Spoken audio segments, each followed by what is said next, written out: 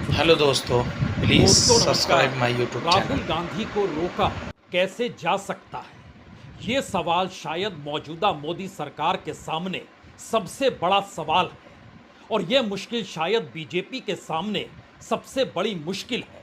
और इतना ही नहीं, इस देश की मीडिया के सामने, इस देश में बीजेपी के आईटी सेल के सामने, इस देश में आरएसएस के सामने ये वाकई एक बड़ा सवाल हो चला है कि राहुल गांधी जिस तर्ज पर सरकार को कटघरे में खड़ा करते हैं, जिस तरीके से आरएसएस को निशाने पर लेते हैं, जिस तरीके से इस देश की अर्थव्यवस्था का ताना बाना वो बुनना चाहते हैं, जिस तरीके से इस देश के भीतर जो लोग हुनरमंद हैं उनको मुख्यधारा में लाकर इस देश की इकोनॉमी को एक नए तरीके से परिभाषित करना चाहते हैं, जाहिर है राहुल गांधी को कैसे रोका जाए।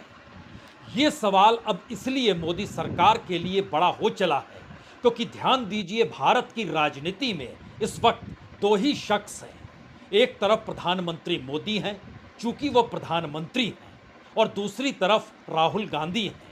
और चूंकि वो अब नेहरू गांधी परिवार की लेगेसी को लेकर नहीं चल रहे, बल्कि इस दौर में विपक्ष के नेता हैं, यानी राष्ट्रीय अंतर्राष्ट्रीय तौर पर उन्हें मान्यता अब मिल चुकी है। एक ऐसी मान्यता है जो कि संवैधानिक दायरे में है। तो इस पूरी प्रक्रिया के दौर में अगर बीते 2 वर्षों के पन्नों को आप पलटिएगा तो राहुल गांधी को रोकने की कौन सी कोशिश मौजूदा सरकार ने नहीं की। शायद इस देश के तमाम संस्थानों को लगाया, शायद इस देश के पूरे मुख्य धारा की मीडिया को लगाया, इस देश के सरकारी संस्थान और मीडिया के साथ साथ इस देश की अदालतें भी उस दिशा में निचले तौर पर सही लेकिन चलती चली गई। यानी कोई रास्ता बचा नहीं जहां राहुल गांधी की घेराबंदी बीते 2 बरस में की नहीं गई होगी। और एक दो नहीं, दर्जनों मामले हैं, लेकिन इन दर्जनों मामलों में 3 4 5 मामलों का जिक्र तो हर जुबा पर होना चाहिए। इसीलिए आज इन पन्नों को एक एक करके पलटा जाए उससे पहले एक सवाल वाकई महत्वपूर्ण है। राहुल गांधी अमेरिका की यात्रा पर हैं और अमेरिका जाकर इस वक्त वो ना तो एक सांसद के तौर पर और ना ही इंदिरा या नेहरू या फिर गांधी परिवार उसकी लेगेसी को लेकर उनसे कोई सवाल पूछ रहा है, बिल्कुल नहीं। इस वक्त वो विपक्ष के नेता के तौर पर अमेरिका में जहां भी जाते हैं वह भी इंडियन डायस्पोरा के सामने आते हैं, वहां पर उनसे सवाल पूछे जा रहे हैं, वो जवाब दे रहे हैं। लेकिन उस जवाब का शोर भारत के भीतर क्यों है? यहाँ तक कि बीजेपी नहीं बल्कि कैबिनेट मिनिस्टर रैंक के बीजेपी के जो बड़े नेता हैं वह भी सवाल खड़ा कर रहे हैं।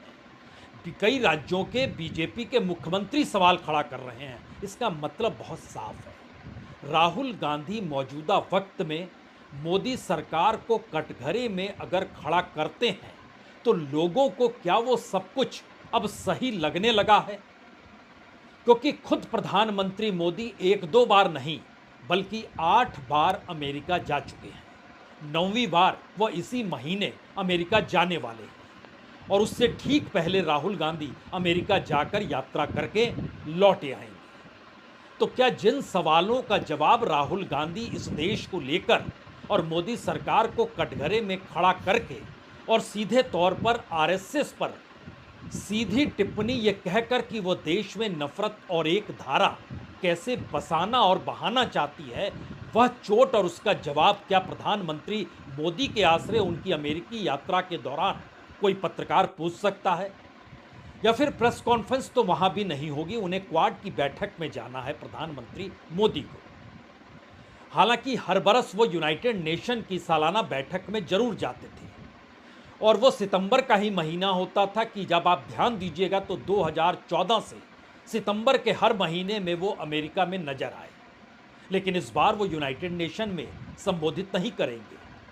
सवाल इस दौर में राहुल गांधी के खिलाफ जो बीते 2 वर्षों में जो भी पहल हुई, क्या ऐसी पहल इस देश के भीतर किसी नेता के खिलाफ अगर किसी सत्ता ने की होती और बीजेपी ने जो किया और मोदी सरकार ने जो किया, अगर उनके पन्ने आज पहले खोले तो पहली स्थिति आपके सामने इस देश में संस्थानों की आएगी। उसमें सीबीआई, इनकम टैक्स और ईडी आएगा। ईडी ने जून 2022 में लगातार 5 दिनों तक 50 घंटे के लगभग पूछताछ की। किसी दिन 8 घंटे, किसी दिन 9 घंटे, किसी दिन 11 घंटे। इन 50 घंटों के बावजूद भी ईडी उन्हें गिरफ्तार नहीं करती है, ईडी उन्हें दोषी करार नहीं देती है। ईडी आरोपी की कैटेगरी में ही राहुल गांधी को रखती है, यानी ईडी की पूरी कार्रवाई क्या जो हो रही थी जून 2022 में और 5 दिनों तक 50 घंटे की जो पूछताछ थी वो क्या सरकार के इशारे पर नहीं थी? और उनसे जो पूछताछ के बाद अगर कानूनी रवैये और ढर्रे को आप समझे तो गिरफ्तारी तो हो जानी चाहिए थी। तो क्या राजनीतिक मुश्किलात इस दौर में और बढ़ चुके हैं जो 2022 में नहीं थे, जो 2023 में नहीं थे? क्योंकि अगर इसको भी परखिए तो 2019 के चुनाव में राहुल गांधी ने जो वक्तव्य दिया था इलेक्शन के भाषण में, उसकी फाइल खुलती है 2023 में। और 2023 में 23 मार्च को निचली अदालत मोदी सरनेम की वजह से 2 बरस की सजा दे देती। और सोचिए, उस वक्त राहुल गांधी सिर्फ एक सांसद थे। नेहरू गांधी परिवार से जुड़े हुए हैं, लेकिन संवैधानिक तौर पर एक सांसद थे। 23 मार्च को फैसला आता है, 24 मार्च को 24 घंटे से भी कम वक्त में राहुल गांधी की संसद सदस्यता छीन ली जाती है। 3 दिनों के बाद उनको कहा जाता है आप अपना सरकारी बंगला जो लुटियंस की दिल्ली में है खाली कीजिए, और आपको वक्त दिया जा रहा है 22 अप्रैल तक का। राहुल गांधी उससे पहले वह घर भी खाली कर देते हैं। यानी ईडी 5 दिनों तक पूछताछ करे, दोषी ना कहे, मुकदमा चले, निचली अदालत 2 बरस की सजा दे और 24 घंटे के भीतर ना हाई कोर्ट का इंतजार ना सुप्रीम कोर्ट का इंतजार, तुरंत संसद की सदस्यता चली गई, तुरंत सरकारी बंगला ले लिया गया। और इस पूरी प्रक्रिया में जब तीसरी वजह से आइएगा तो उसमें सावरकर और आरएसएस को लेकर कितने केस राहुल गांधी पर थोपे गए। मोदी सरनेम के नाम पर भी लगभग 10 केस तो अलग अलग अदालतों में ठोक ही दिए गए, लेकिन सावरकर के नाम पर भी पुणे की अदालत में केस है। आरएसएस को लेकर असम के कामरूप में केस है, महाराष्ट्र के बांद्रा में और ठाणे में केस है, उत्तर प्रदेश के लखनऊ में केस दर्ज है जो मानहानि का केस है। यानी हर मुकदमे और हर पहल को जो सरकार की तरफ से राहुल गांधी के खिलाफ की पहल को अगर आप देखिए तो कोई कोर कसर छोड़ी नहीं गई है। इस दौर में राष्ट्र विरोधी करार देने की परिस्थितियां बार बार राहुल गांधी के सामने, पिछले बरस भी जब वो विदेश यात्रा के दौरान थे तो उस वक्त भी कहा गया आप देशद्रोही के तौर पर जिस तरीके से बात रखते हैं वो आप राष्ट्र के खिलाफ हैं। यानी ऐसे 4 मामले तो बीते 2 बरस में इस तेजी के साथ आए जिसमें कोई दूसरा नेता होता तो कैसे खड़ा हो पाता, यह एक सवाल हर ज़हन में होना चाहिए। और यहीं से सवाल निकलता है कि अब राहुल गांधी चूंकि विपक्ष के नेता के तौर पर हैं और जिस अंदाज में वो अपनी बातों को रख रहे हैं उसको लेकर सरकार की मुश्किलें, राष्ट्रीय तौर पर तो चुनाव हो गए लेकिन अंतर्राष्ट्रीय तौर पर जो छवि गढ़ी गई उस छवि पर सीधा हमला है। क्योंकि जो इकोनॉमी का भपका क्रिएट किया गया, राहुल गांधी उसको बिल्कुल नए सिरे से मथना चाहते हैं। और ये हर कोई जानता है कि दुनिया भर के भीतर में जो पूंजीवाद है वो संकट में है। विकसित देशों के भीतर उसकी अपनी विकास दर स्टैग्नेंट स्थिति में आ गई और संकट गहरा रहा है। और खास तौर से अमेरिका और यूरोप के सामने बड़ा संकट है। वहाँ इन्फ्लेशन आसमान छूने की परिस्थिति में है। वहाँ के मुश्किल हालात कहीं ना कहीं उस देश के नागरिकों के सामने संकट की स्थिति में है। और यह भी हर कोई जानता है कि दुनिया के भीतर में चीन और चीन की प्रोडक्ट क्या मायने रखते हैं। और ये मायने रखते हैं तो भारत के संदर्भ में ही चीन के साथ अगर व्यापारिक रिश्तों को आप समझ लीजिए तो जो इलेक्ट्रॉनिक कंपोनेंट होते हैं वह 2000 डोकलाम के बाद इस देश में 3 गुना बढ़ गए हैं। सिर्फ इलेक्ट्रॉनिक कंपोनेंट का हम जिक्र कर रहे हैं। और जो आयात है वह भी बढ़ गया है और भारत जो आयात करता है वो घट गया है। यानी चीन के साथ व्यापारिक रिश्ते चीन को लाभ देने वाले इस दौर में रहे हैं। लेकिन भारत के भीतर की राजनीति चीन के अनुकूल नहीं है, तो चीन में के भीतर का प्रोडक्शन, वहाँ पर रोजगार की परिस्थितियों का जिक्र जब होता है और उसमें कोई अगर उदाहरण भी दे दे तो राहुल गांधी को कटघरे में देश के भीतर के नेता, कैबिनेट मिनिस्टर, मुख्यमंत्री सभी खड़ा कर रहे हैं। हमें लगता है आज इससे हटकर एक नई परिस्थिति को समझने की कोशिश कीजिए, जिसकी दिशा में बार बार आंखें हर कोई बंद कर रहा है, क्योंकि जिक्र राहुल गांधी कर रहे हैं। राहुल गांधी इस देश के हुनरमंद हाथों का जिक्र कर रहे हैं, इस देश के एजुकेशन सिस्टम का जिक्र कर रहे हैं। हुनरमंद स्किल्ड हाथों का कोई उपयोग इस देश में एजुकेशन के साथ क्यों नहीं है? एजुकेशन के ताल्लुकात इस देश के बिजनेस स्टाइल, बिजनेस सिस्टम के साथ क्यों नहीं है? लेकिन उससे पहले हमें लगता है सबसे पहले तो इस बात को समझने की कोशिश करनी होगी कि भारत के भीतर जितनी बड़ी तादाद में अलग अलग क्षेत्रों में जो हुनरमंद लोग हैं या वहाँ पर जो कच्चा माल निकलता है और उस पर काम करने वाले कारीगर हैं, क्या भारत की इकोनॉमी इसकी इजाज़त नहीं देती है? इस देश में कॉरपोरेट का 16 लाख करोड़ रुपया माफ कर दिया गया। इस देश के भीतर में एक ही व्यक्ति को पोर्ट दे दिए गए, एयरपोर्ट दे दिए गए, सड़कें दे दी गई, कम्युनिकेशन दे दिया गया, पावर दे दिया गया। ये पूरी फहरिस्त राहुल गांधी भी बार बार जिक्र करते हैं, लेकिन हर कोई पूछता है अल्टरनेटिव क्या है, विकल्प क्या है? पहली बार राहुल गांधी जिन बातों का जिक्र कर रहे थे ये सुनना चाहिए। वो कह रहे थे कि चीन में जो उत्पादन की प्रक्रिया है वो भारत में क्यों नहीं हो सकती है।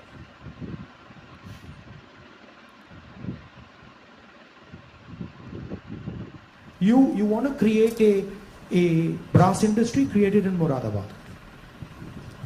Open the banks to them, infuse technology, support them, and I guarantee you they will take on China.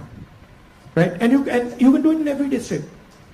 You support the Bellary jeans industry, you put in a couple 100 crores into that thing, you open the doors of banks to them, I guarantee you they'll get to work. Right? But currently, I mean, a simple statistic, 16 lakh crore rupees, 16 lakh crore rupees of bank loans have been forgiven to 25 people. और ये fact है, मुरादाबाद में जो industry लगनी चाहिए, brass industry, वो क्यों नहीं लगी है। और ये फैक्ट है कि बेल्लारी में जो जिंक इंडस्ट्री लगनी चाहिए वो क्यों नहीं लगी है। इन जगहों का कच्चा माल अंतर्राष्ट्रीय तौर पर चला जाता है, लेकिन यहाँ के हुनरमंद कारीगर क्यों दुनिया के बाजार में अपने हुनर से जिस उत्पादन को खड़ा कर सकते हैं उस दिशा में सरकार ने काम क्यों नहीं किया है। और जो इस कॉरपोरेट को लाभालाभ देने की स्थिति में सरकार है उस पर बंदिशें क्यों नहीं लगनी चाहिए। ये सवाल कोई भी पूछ सकता है और ये सवाल पूछा जाना चाहिए, क्योंकि भारत में लगभग 16% से ज़्यादा बेरोजगारी का परसेंटेज हो चला है। और बेरोजगारी की इस परिस्थिति में खुद इंटरनेशनल लेबर ऑर्गेनाइजेशन की रिपोर्ट कहती है ये परिस्थिति भारत की जीडीपी पर ब्रेक लगा देगी, ये भारत की इकोनॉमी पर ब्रेक लगा सकती है, या फिर यहाँ पर इतनी बड़ी असमानता हो जाएगी कि सामाजिक तनाव भी यहाँ पर सामने उभर सकता है। इसका जिक्र आईएमएफ और वर्ल्ड बैंक की रिपोर्ट भी करती है।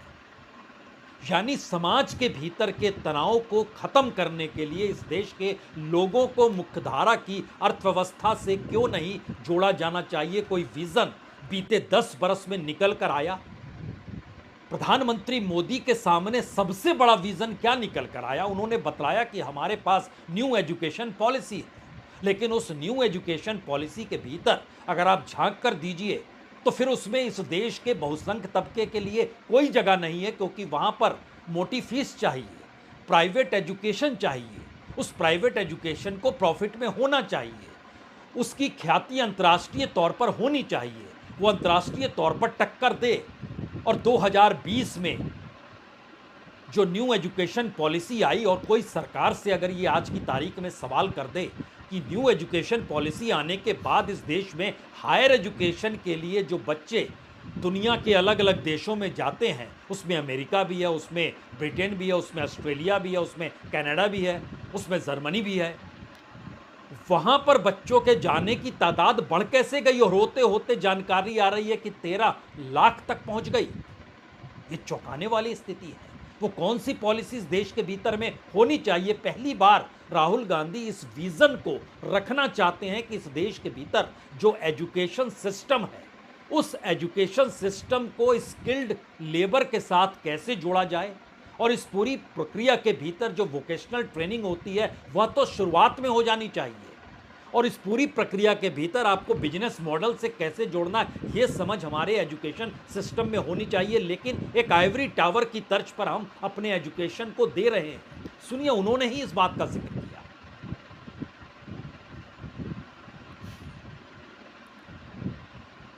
Our education system doesn't connect with the business system. So you have a business system that is operating on its own, and you have a sort of ivory tower education system. And the education system in no way connects deeply with the skill structure of India. So I think bridging that gap, linking those two systems of skill and the education system, vocational training, I think is fundamental. I think currently huge problem in the education system is the ideological capture. So, feeding ideology through the education system. Most of our vice chancellors today are placed by the RSS.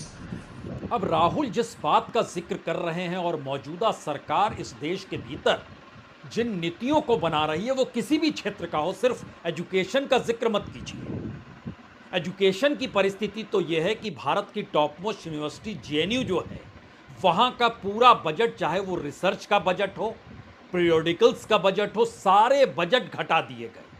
कभी मौका मिलेगा तो पूरा आंकड़ा आपके सामने रख देंगे। लेकिन सवाल सबसे बड़ा यह है कि 10 बरस की सत्ता के दौरान वो कौन सी सबसे बड़ी उपलब्धि है जो इन देश के लोगों की सामाजिक आर्थिक परिस्थितियों से जुड़ी और उसको मुख्यधारा में लाकर उन्हें अपने पैरों पर खड़ा करने की परिस्थिति में कर दिया उसने। आपको कोई नीति मिलेगी नहीं। हाँ, 5 किलो अनाज अगर मुफ्त में बांटना एक पॉलिसी है और ये कहना है कि हम इतने लोगों को मुफ्त में खाना खिला सकते हैं, तो शायद देश के भीतर में वो पूरा विजन जो आज़ादी के बाद से इस देश में चला है वो आपको खोखला नजर आएगा। और कोई भी नहीं चाहता है कि अपने पैरों पर नहीं खड़े होकर सरकार पर निर्भर हो जाएं, और हर सरकार चाहती है कि जनता उस पर निर्भर हो जाए। और ये प्रक्रिया शायद एक ऐसी सोच के साथ निकली जिसमें गाहे बगाहे नाम राष्ट्रीय स्वयंसेवक संघ और आरएसएस का आ ही गया। अब ध्यान दीजिए, प्रधानमंत्री मोदी 2014 में पहली बार सितंबर के महीने में अमेरिका गए। वो पहला मौका था जब उन्होंने यूनाइटेड नेशन के रिफॉर्म का जिक्र किया था। 2015 में दोबारा गए और उसके बाद वो अमेरिका हो, ऑस्ट्रेलिया हो, ब्रिटेन हो, तमाम जगहों पर उन्होंने अलग से इंडियन डियास्पोरा के लेकर वहां पर एक बड़ा चकाचौंध सम्मेलन किया, लोगों से बातचीत की, संवाद बनाया। वो कौन लोग थे? ज़्यादातर लोग जो थे वो आरएसएस की जो अंतर्राष्ट्रीय शाखा है, जिसको हिंदू स्वयंसेवक संघ कहते हैं, यानी HSS। यहाँ पर आरएसएस है, अमेरिका में HSS है। और राहुल गांधी उसी नब्ज पर ये कहकर चोट कर रहे हैं कि दरअसल इनकी विचारधारा एक धागे में भारत को इस तरीके से पिरोनी है जहां पर कोई अलग सोचे ही नहीं, यानी विविधता रहे ही नहीं, यानी आपका चिंतन जो है अंतर्राष्ट्रीय तौर पर आपने जो भी ज्ञान प्राप्त किया या अंतर्राष्ट्रीय प्रतिस्पर्धा में आप कुछ करना चाहते हैं तो वह सोच नहीं रहे, जैसा वो सोच रहे हैं वही सोच रहे। और इसको बहुत ही सलीके के साथ आरएसएस को लेकर जो पूरे विचार राहुल गांधी ने अपनी अमेरिकी यात्रा के दौरान रखे, ये जाहिर है बीजेपी और संघ के भीतर मुश्किल हालात पैदा करेंगे। और आरएसएस के लिए तो इसलिए भी मुश्किल हालात होंगे क्योंकि आरएसएस खुले तौर पर कुछ कहती नहीं है, कहने के लिए बीजेपी ही है जो वहाँ से वो निकलकर आरएसएस से निकलकर बीजेपी में आए, यानी स्वयंसेवकों की कतार जो पॉलिटिकल तौर पर है वही कह रही है। इसीलिए जो निशाने पर लिया गया उसमें गिरिराज सिंह का नाम आया, आज उसमें अनुराग ठाकुर नाम आए, उसमें हेमंत विश्व शर्मा कह रहे थे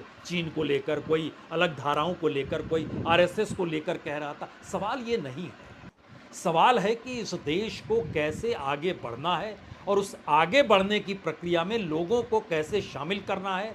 हर प्रांत की अपनी सोच समझ है, हर का एक अपना कल्चर है, उसके हिसाब से और उस दृष्टि से सत्ता जब सौंपी जाती है किसी सरकार को तो देश कैसे चलाना है ये कहा जाता है। ये नहीं कहा जाता है कि कैसे बांटना है, कैसे वैचारिक तौर पर लोगों को खत्म करना है, ये बातें नहीं होती है। और शायद इसी नब्ज को राहुल गांधी ने अमेरिका में जिक्र किया। The battle that is being fought in India. The RSS believes that India is one idea. And we believe that India is a multiplicity of ideas. And we believe, by the way, very much like the United States, we believe that everybody should be allowed to participate. We believe that everybody should be allowed to dream. Everybody should be given space, regardless of their caste, language, religion, tradition, history. This is the fight. अब राहुल इस बात का जिक्र कर रहे हैं और जरा कल्पना कीजिए कि इसी महीने के आखिरी हफ्ते में प्रधानमंत्री नरेंद्र मोदी को भी अमेरिका जाना है। और इससे पहले जब वो अमेरिका गए हैं तो वहां पर हिंदू स्वयंसेवक संघ के बड़ी तादाद में लोग ही स्वागत करते हैं और उनको संबोधित प्रधानमंत्री करते हैं। इस बार भी हो सकता है, लेकिन उससे पहले ये राष्ट्रीय स्वयंसेवक संघ को लेकर राहुल गांधी की जो टिप्पणी है, अगर वहां पर सार्वजनिक तौर पर किसी पत्रकार सम्मेलन में किसी पत्रकार ने यह सवाल प्रधानमंत्री मोदी से वहां पूछ दिया तो क्या जवाब देंगे? क्योंकि प्रधानमंत्री कोई पहली यात्रा तो कर नहीं रहे हैं। 2014 में 25 सितंबर से 1 अक्टूबर तक वो अमेरिका में थे। 2015 में उसी तरीके से 25 से 29 सितंबर तक वो वहाँ पर थे। 2016 में अप्रैल में भी गए थे, जून में भी गए थे। 2017 में जून में भी गए थे। यानी पहले टर्म में 5 बरस में 5 बार। उसके बाद दूसरे टर्म में जो 2019 में वो फिर सितंबर में जाते हैं। 20 चूँकि कोविड काल था नहीं जाते हैं। 2021 में फिर वो सितंबर के महीने में जाते हैं। 2022 में नहीं जाते हैं, लेकिन 2023 में वो फिर जाते हैं और 2024 में अब फिर से सितंबर में जा रहे हैं। इस बार क्वाड की बैठक में जा रहे हैं। सवाल यह है कि प्रधानमंत्री की विदेश की यात्रा या विदेश में बनती हुई छवि को लेकर क्या राहुल गांधी अपनी विदेश यात्रा के वक्त प्रधानमंत्री मोदी की उसी छवि को चकनाचूर कर रहे हैं? ये सवाल अब इसलिए बड़ा महत्वपूर्ण है क्योंकि राहुल गांधी इकोनॉमिक पॉलिसी को लेकर खुले तौर पर जब ये कहते हैं कि दरअसल ये टैक्स पेयर का पैसा है, आपने कैसे 16 लाख करोड़ रुपए माफ कर दिए, आप कैसे इस देश के टैक्स पेयर और जो सरकारी संपत्ति है उसको कौड़ियों के मोल अपने मित्र कॉरपोरेटों को बांट रहे हैं, इन तमाम बातों का जिक्र वो कर रहे हैं। लेकिन एक फैक्ट तो ये भी है कि प्रधानमंत्री की खुद की विदेश की यात्रा इस देश के टैक्स पेयर के पैसे से ही होती है। और यहाँ पर एक चौंकाने वाली बात तो यह भी है कि प्रधानमंत्री मोदी ने मोदी की जो यात्रा हुई 2019 15 नवंबर ब्राज़ील की यात्रा थी, तब के बाद से वह 31 देशों में जा चुके हैं। लेकिन 19 के बाद से क्या खर्चा उनकी यात्रा पर आता है, ये प्रधानमंत्री कार्यालय की जो साइट है उसमें आपको नहीं मिलेगा। जो 2014 से 2019 जो ब्राज़ील की यात्रा थी तब तक मिल जाएगा, उसके बाद से नहीं मिलेगा। ब्राज़ील की यात्रा जो आखिरी थी उसमें खर्चा तकरीबन 20 करोड़ से कुछ ज़्यादा का है। मसला खर्च का भी नहीं है, मसला उस गवर्नेंस का है जिस गवर्नेंस पर सीधा अटैक राहुल गांधी बतौर विपक्ष के नेता कर रहे हैं। और इसीलिए जब उनकी भारत जोड़ो यात्रा से जुड़ा हुआ सवाल आया तो उन्होंने भारत जोड़ो यात्रा को इस तरीके से रखा कि इस देश के भीतर लगता ऐसा है जैसे कोई राजा चला रहा है देश को या कोई तानाशाह है, क्योंकि संवाद ही बंद था जनता के साथ, सारे रास्ते बंद हो गए थे। और इस पूरी रास्ते बंद होने की प्रक्रिया में न मीडिया साथ में खड़ा था, ना इस देश के भीतर में कोई संस्थान साथ दे रहा था, यहाँ तक कि जुडिशरी के भीतर से भी कुछ चीज़ें अनुकूल निकल नहीं रही थी। तो संवाद बनाया जाए तो कैसे बनाया जाए? यानी अंतर्राष्ट्रीय मंच पर विपक्ष का नेता अगर यह कहे मुझे पूरे देश को पैदल इसलिए नापना पड़ा क्योंकि इस देश में आम लोगों के साथ हम बातचीत कैसे करें वो तमाम रास्ते बंद कर दिए गए। सुन लीजिए।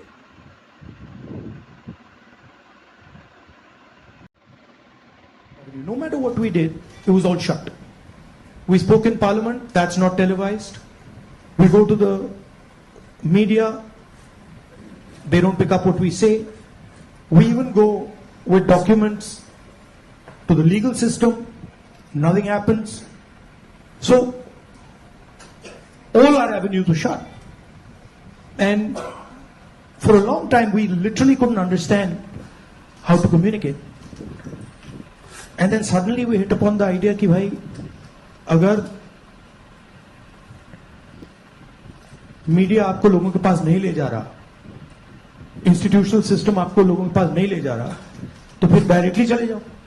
आप ध्यान दीजिए, भारत जोड़ो यात्रा के 2 बरस हो चुके हैं और 2 बरस पहले राहुल गांधी को घेरने के लिए कौन कौन से उपाय नहीं किए गए जिससे वह किसी भी तरीके से राजनीतिक मशक्कत करते हुए समाज के भीतर दिखाई ना दे, जिसका जिक्र हमने शुरू में किया।